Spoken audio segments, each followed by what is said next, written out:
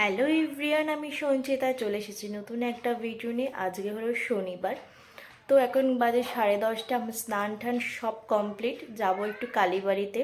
অনেক দিন ধরেই ভাবছিলাম কালীবাড়ি যাব, তো সময় আর হচ্ছিল না। তো আজকে সময় হয়েছে, মানে আজকে হয়তো মা চেয়েছে বলেই আমি যাচ্ছি। তো আমার স্নান টান তো কমপ্লিট করলাম, এবার আমি রেডি হব, রেডি হয়ে বেরাবো। আর আমার সাথে আমার বোন যাবে, আমি যাব পুজো দিতে, প্লাস আজকে ওর বার্থডে, ও পুজো দিতে যাবে, দুজনে একসঙ্গে যাব। তো চলো আবার আমি রেডি হয়ে তোমাদের সঙ্গে আসছি। আমি একটা নতুন কুর্তি সেট পরেছিলাম, শাড়ি পরার একদমই টাইম ছিল না। আর এদিকে মায়ের জন্য একটা শাড়ি আলতা সিঁদুর নিয়ে নিয়েছিলাম।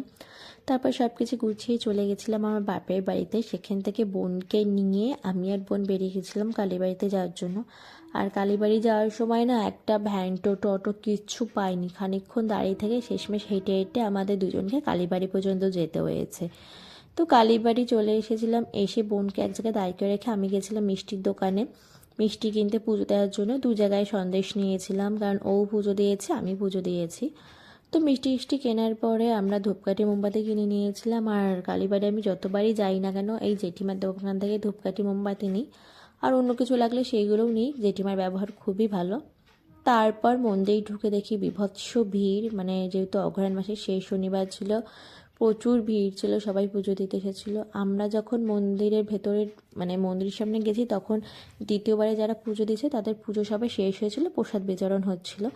আর বাইরে যারা যারা দাঁড়িয়েছিল সব আমাদের সঙ্গে সঙ্গেই পুজো দিয়েছে। তো মন্দিরে ঢুকে সব কিছু দিয়ে সুন্দরভাবে পুজো দিয়েছি, অঞ্জলি দিয়েছি, সব কিছুই মন ভরে দিয়েছিলাম। আর এই শাড়িটা মায়ের চরণের কাছে দিতে বলেছিলাম, সেটাও দিয়েছিল। তারপর আমাদের পুজো টুজো দেওয়া হয়ে গিয়েছিলো, অঞ্জলি দেওয়ার পর আমাদের প্রসাদ দিয়ে দিয়েছিলো। আর এখানে বসেছিলাম চরণামৃত্যুর জন্য।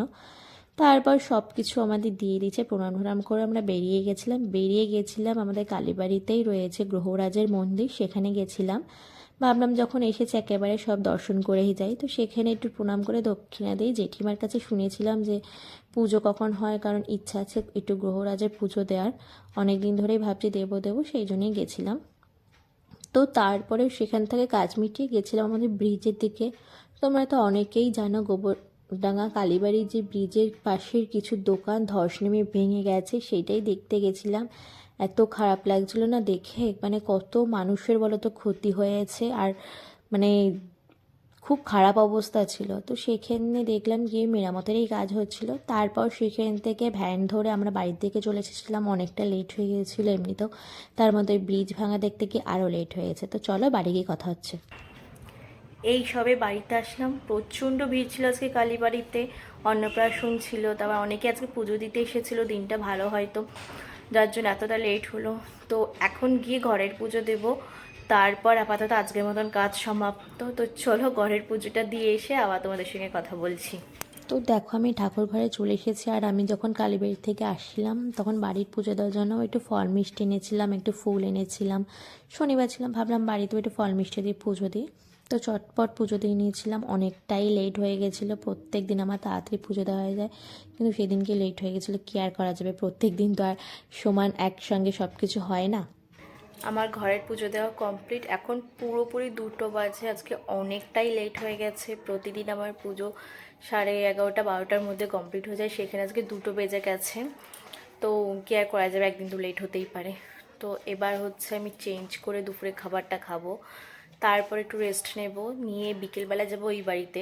বোনের বার্থডে তোমাদের তো বললামই, সেরকম কিছু হবে না, খালি একটু কেক কাটবে এই আর কি। তো চলো আবার বিকেলে তোমাদের সঙ্গে দেখা হচ্ছে।